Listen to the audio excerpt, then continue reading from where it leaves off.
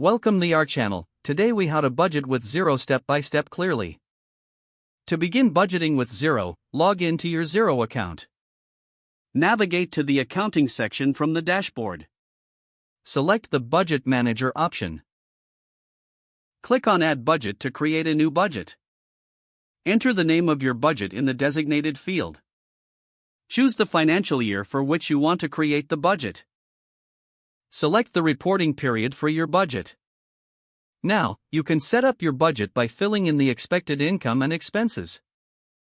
Fill in each line item carefully, ensuring accuracy in your estimates. Use historical data to inform your budget whenever possible. Once all entries are made, review your budget for any discrepancies. If needed, adjust amounts to ensure they align with your financial goals. After finalizing your entries, save the budget. You can also assign budget values to specific departments or projects. Next, navigate back to the main budgeting screen. To compare budget figures against actual performance, go to the Reporting section. Select the Budget Variance Report for a clear comparison. Review your budget against actuals to identify variances. Use the insights gained to make necessary adjustments for future budgets. Periodically revisit your budget to reflect ongoing changes in the business environment. This process will help you maintain financial control and make informed decisions.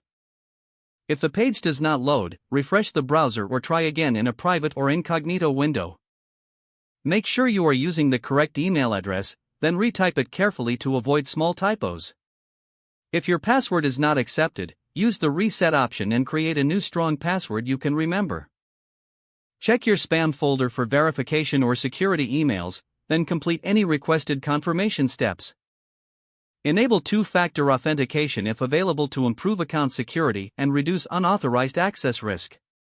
After signing in, review your profile details so your contact information and settings are accurate and current.